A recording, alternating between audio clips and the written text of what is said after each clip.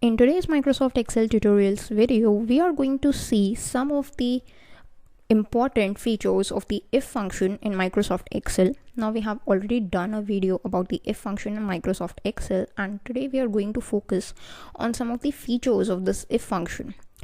And in this, we are going to discuss about the nested if function, the AND function, and the if error function.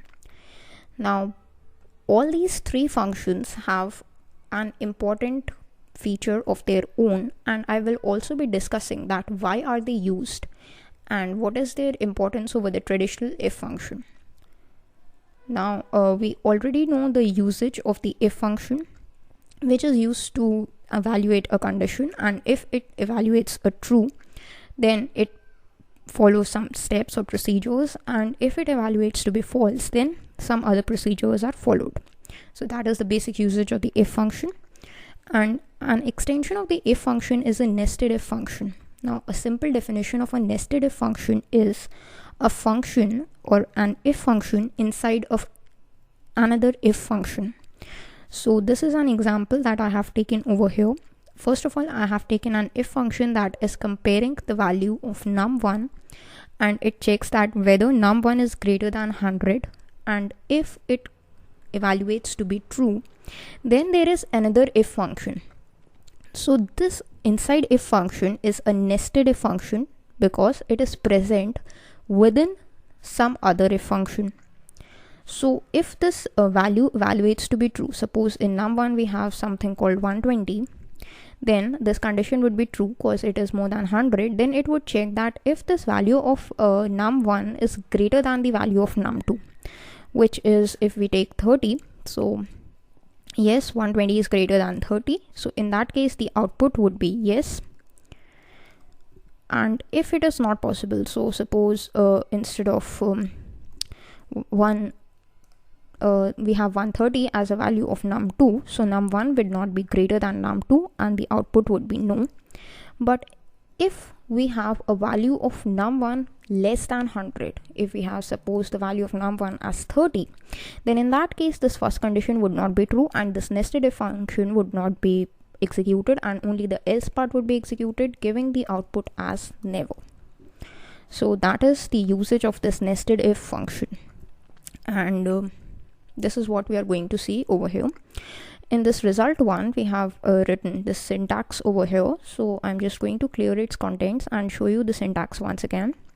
So just select the cells and right click and go to clear contents. So here we have the values of num1 and num2. So what we're going to do is apply a nested if function. So a simple procedure for it is just put an equal sign, use an if function, open the parenthesis, and first of all we are going to use this bigger if function, or the outer if function, you can just say it, which is comparing the value of the first number with 100. So we are going to check it as num1 is greater than 100. In that case, if the condition evaluates to true, so we just put a comma, and if the condition evaluates to true, we do not want any value, we want another if function to be executed. So in that case, we are again going to write another if function, just open the parenthesis. Here we are going to check the value of num1 again. If it is greater than the value of the second number, that is the contents of the cell D4, then close the parenthesis. So this is a nested if function, and if it evaluates to be true, then we want the output as yes. So we just put a comma, within double quotes write yes, again put a comma, that is if this condition, that is num1 is greater than num2, evaluates to be false, then we want the output as no. So within the double quotes write no, close the double quotes, then we just put a comma once again so that we can get over to here, and then write in the word never and close the parenthesis. Okay, so this is a kind of an error over here. For this, what we can do is just put it in a parenthesis and then put a comma over here.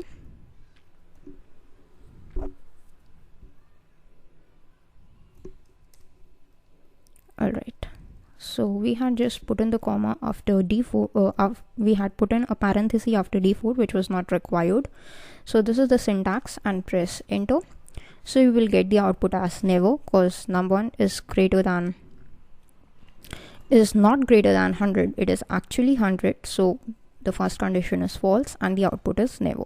We can just expand it to the rest of the cells, and this is what the output we have got. Now first of all, we are just going to look again at the syntax. First of all, there is an if function. The logical test is C4 is greater than 100, then put a comma, then again instead of the if, the true value, we want another function which is an if function itself. Then we are going to compare whether C4 is greater than D4, and if this condition evaluates to be true, then we want the output as yes, otherwise we want the output as no, and then we just close this if function. So this whole part is actually when the condition evaluates to be true.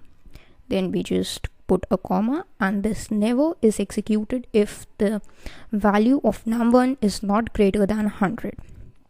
So this is our whole function. Now here we are going to use the AND function. Now what is the usage of this AND function? AND function evaluates to be true only if both of these conditions are true. It accepts two conditions, and if both the conditions evaluate to be true, then it gives the output as true, otherwise it gives the output as false. So we can just clear the contents over here and provide it with an AND function. So for that, put an equals sign and simply write in the word AND, then open the parenthesis, and here we are going to give two conditions to it. So first of all, we are going to give it if num1 is greater than 100, and the second condition is if num2 is greater than say 50. So these are the two conditions. If first number is greater than 100 and the second number is greater than 50, then only the output would be given as true. So we just close the parenthesis and put enter. So this is what it has given, that it is false, because num1 was not greater than 100. Num1 is exactly equals to 100. So that is why this first condition is false, and that is why we have got the result as false. Now if we just expand it to the rest of the cells, then here we have got the output as true. So here this is greater than 1 and this value is greater than 50. That is why we have got the result as true. Here this second number is not greater than 50, and that is why we have got the result as false.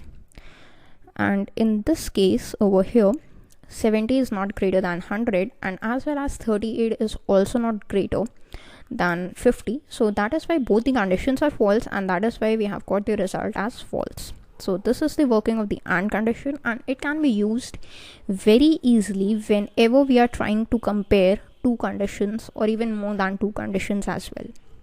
So that is the usage of the AND function. Then we have another function that is known as the IFERROR function. So if we just put a Control C over here, so here we had some error, and what is this error? Is that this is an error over here, but what if we just evaluate it under an if function, and we do not want this error message to be displayed, and instead of the error message we want something else to be displayed? So what can we do? So for that purpose we have another function with us that is known as the IFERROR function. How can we use it? First of all, I'm just going to clear the contents. Then here I'm going to evaluate this result to option and check this with the IFERROR function, and if any error is found, then I'm going to show an appropriate message instead of the error itself.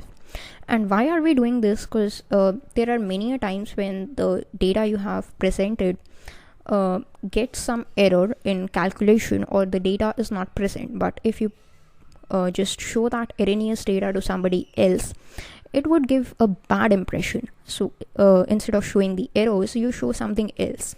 The perfect example of this is an error 404 page present in the different websites. So instead of showing the backend errors that are being thrown by the system, they just show an error 404 page to attract the users, to just show, tell them that there is some kind of error. So this is the similar usage of the if error function. How can we use it? Just put an equal sign, type in the word if error. Alright, then open the parenthesis, then it asks for a value. So just provide it with a value that is the contents of the cell F4, then put a comma, and what is it concerned with is that what is the value it has to show if an error occurs. So if the error occurs, what the value we want to show is just put it in a double quotes, and this time I'm going to write in skip, then just close the double quotes and close the parenthesis and press enter. So instead of skip, what it shows here is no, because there was no error. So the if error function was executed, but the result skip was not shown because there was no error in this column, that is the F4 column. Now if we just extend it to all them, then only in the last cell, since the error was present, so the result that we got in the last cell is the skip. That means it is shown to us that okay, we know that skip means an error, but the other person who is viewing the database does not know about it, and he thinks that okay, maybe skip is something else. Now if you want to show data to someone, you can just right click on this column and hide it. So the error that was present over there is not shown, and only this skip thing is shown, which adds some credibility to your database. And that is all in today's Microsoft Excel tutorials video.